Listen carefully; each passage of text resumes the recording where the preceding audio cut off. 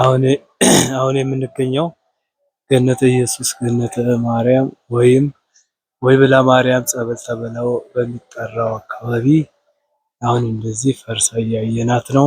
አሁን ወደ ውስጥ እንሄድና ያለውን አዲሱን ዲዛይን አሳያችኋለሁ። አሁን ወደ ውስጥ እየገባው ነው። ይሄ እንደምታዩት የፈራረሰው ነው።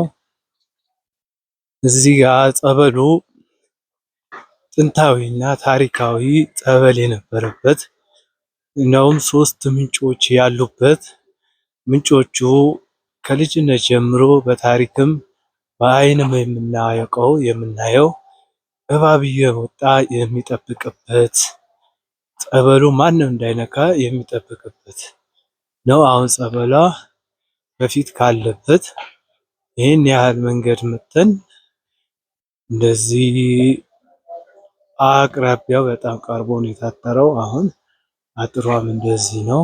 ቤቱ የተሰራው እዛው ጸበሉ ምንጩ ላይ ነው ጸበሉ ያለው። አሁን ቀጥታ ደግሞ የሚወስዳችሁ አዲስ ተብሎ ለጸበሉ ቦታ ተብሎ የተዘጋጀው ዲዛይን ነው። ከዛ በኋላ ደግሞ ያለው ደግሞ የምናየው ቦታው የት አካባቢ ነው የሚያርፈው? ዲዛይኑ ይሄ ነው የሚመስለው። ያለው የጸበሉ አቀማመጥ ጸበሉ ቦታው የት እንደሚሆን ይሄን ይመስላል። የቦታው ካርታ የይዞታ መተማመኛ ካርታው ይሄው እዚህ ዲዛይኑ ላይ ያለ በገነተ ኢየሱስ ገነተ ማርያም ቤተክርስቲያን ወይብላ ማርያም የጸበል ቦታ ዲዛይን ይላል። ይሄው አሁን እንዲህ እንደምታዩት ዲዛይኑ ይሄን ይመስላል። አሁን ደግሞ ወዴት ነው የምንሄደው ካላችሁ ይሄ የጸበል ቦታ ወደሚሰጠው ቦታ ላይ ያው መንገዷ ትንሽ አስቸጋሪም ቢሆን እስከሚስተካከል ድረስ ያው በውሃውም በጭቃውም እየተንገዳገድኩ እሄዳለሁ። ያለው ይኸውላችሁ እንደዚህ ይሄ እንደምታዩት መኖሪያ ቤት የነበረ አሁን ግን የወንዝ ዳርቻ ልማት ተብሎ እዚህ ጋር የነበሩት ነዋሪዎች የተነሱበት ብዙ ታሪክ ያለበት አካባቢ ነው። አሁን ወደ ውጭ ወደ በፊቱ ወደ ውጭኛው አጥር እየወጣው ነው። ከዛ በመቀጠል ግን የምንሄደው አዲስ ወደሚሰጠው ቦታ ወደ ተባለው አካባቢ ነው። እንግዲህ ዛፎቹም እየተቆረጡ ነው ያሉትም ነገሮች እያየናቸው ነው። ይሄ ወንዙ ነው። አሁን ቀጥታ ወደሚሰጠን ቦታ እየሄድኩ ነው። ይኸው ዛፉ ተቆርጦ በመኪናም እየተጫነ ነው። ይሄ ደግሞ ወደ ፈረንሳይ ወደ አቦ ምናምን ሰዎች የሚተላለፉበት ዋናው መንገድ ሲሆን ይሄ መንገድ ብዙ አጎራባቾችን የሚያገናኝ ዋና መንገድ ነው። አሁን የምንሄደው ጸበሏ ወደምታርፍበት መንገድ ነው። ይሄው እንደምታዩት ይሄ የጸበሏን አጥሩን ጥግ ጥግ ይዤ ነው እየሄድኩ ያለሁት። እንግዲህ ይኸውላችሁ ከዚህ ካለበት ቦታ ጸበሉ ቢያንስ 65 ሜትር ርቀት ይሄዳል ወደ ላይ 65 ሜትር ወደ ላይ ይወጣል። ከዚህ ጸበሉ በፓምፕ ወደ ላይ እየተገፋ ይሄዳል። ይሄ ከጀርባ የምናየው ነው። ይሄ የጸበሉ በፊት የነበረባት ዲዛይን እና ውበቷ ይሄንን ይመስላል። አሁን ያለችበት እንደዚህ ነው። አሁን ይኸው እየሄድኩ ነው።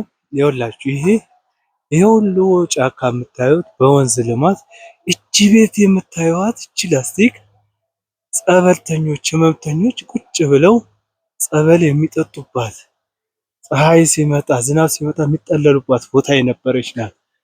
አሁን ግን እሷም ትንሽ ሆና ያው ቦታውን እያስረከበች ትገኛለች። አሁን ጸበሉ ቤቱ እንደዚህ እየተነሳ ነው።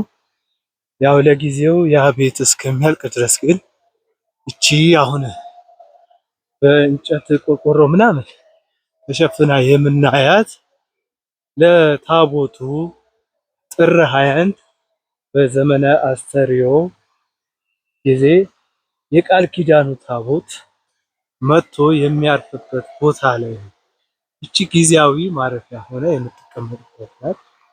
አሁን ግን ወደ ዋናው ቦታችን ይኸውላችሁ ይህን ወንዝ እንግዲህ ከጸበሉ ጀርባ ይሄ የምናየው ፍሳሽ ከሽሮ ሜዳ ጀምሮ የሚመጣ ነው። በዚህ ደግሞ አቋራጭ መንገድ አለች። እቺ መንገድ ደግሞ የምንሄደው ቀጥታ ወደ እቴጌ መነን መጽሐፍ ማንበቢያ ሐምሌ 19 መናፈሻ ወደ ስብሰባ ማዕከል የምትወስደን ቀጭንዬ መንገድ ናት። እቺ ለብዙዎች ሰዎች አቋራጭ የሆነች መንገድ ናት። አያችኋት? እቺ መንገድ ቀጥታ የምትሄድ ናት። ስለዚህ አሁን እየሄድን ያለነው ይሄ የምታዩት ግንብ የወይብላ ማርያም ጸበል ነው። አሁን ደግሞ የምንሄደው ይኸውላችሁ አሁን ከጸበሉ ወደ ቀኝ ዞርኩኝ። ወደ ቀኝ ስዞር ወደ ላይ የምታዩት ሰፈር በዚሁ በልማት አማካይነት የፈረሰ ነው። የማን ቤት እንደፈረሰና እዛ ቤት ላይ ጸበሉ ደግሞ ማን ቤት ላይ እንደሚያርፍ ደግሞ በዚሁ አጋጣሚ እናያለን። አሁን የምንሄደው ይሄ ግቢ የአቶ ቦጋለ አበበ የሚባሉ አባወራና ቤተሰቦቻቸው ሲኖሩበት የነበረው እሳቸው የተከሉት ጫካ ነው። ይሄ ዛፍ እንዳለ የምታዩት። ከዚህ በኩል ደግሞ የነ እትዬ ተረፉ እና አቶ ቦጋለ አበበ የጋራ የግቢ ነው ይሄ። ከዛ በመቀጠል ደግሞ እዚች ጋር የምታዩት ይችኛዋ ውሃ ልክ የምታዩት በገነተ ኢየሱስ ገነተ ማርያም እያገለገለ የሚገኘው ወንድማችን ዲያቆን ይህይስ ይኖርበት የነበረበትና ከዛ ከፍ ብሎ ደግሞ ከዛ ኩቶዎች የምታዩት ኮባ የምታዩበት ቦታ ቤተሰቡ የሚስቱ ቤተሰቦች እንዲሁም አብሯቸው የሚኖሩት ቤተሰቦቹ የሚኖሩበት አካባቢ ነበረ። ይህ ቤት ለረጅም ዓመታት የነበረ ቤት ነው።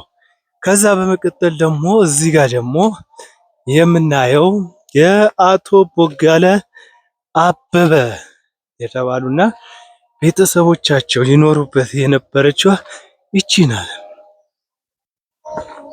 ይቺኛዋ የምታዩት ሊሾ እስከዛች እዛ ድረስ ይሄ ግቢ እንዳለ የአቶ አበበ ማነው የአቶ ቦጋለ አበበ ነው።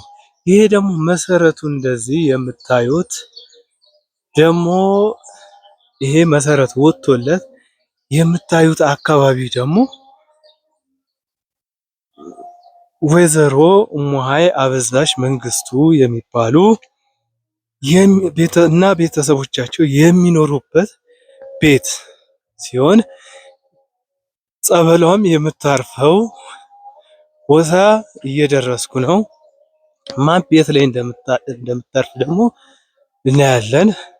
ወደዚህ ደግሞ ስታዩ እዚህ አካባቢ ሌላ የፈረሰባቸው ሰዎች ወይዘሮ ዘውዴ፣ አቶ በላይ አበበ፣ አቶ ቸሩ ካሳ፣ አቶ አባተ ከዛ ይቀጥልና ደግሞ ወይዘሮ ጉዝጉዝ እንዲሁም ጎረቤቶቻቸው የነ ተስፋ ቤት፣ የነ ቹቹ ቤት፣ የነ አበራ ቤት ይኸውላችሁ። አሁን ደግሞ ያለሁበት ይሄ ደግሞ የኛ የአያታችን ግቢ የሆነው እሙሃይ አበዛሽ መንግስቱ የሚኖሩበት የነበረበት አካባቢ ነው። ይሄ ቦታ ጸበሉ የሚያርፈው እሳቸው ቤት ላይ ነው ማለት ነው።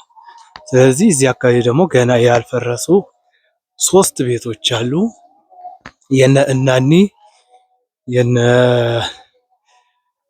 ሙሉመቤትና የነ አስረሳሽ ቤት ያልፈረሰ ገና አለ።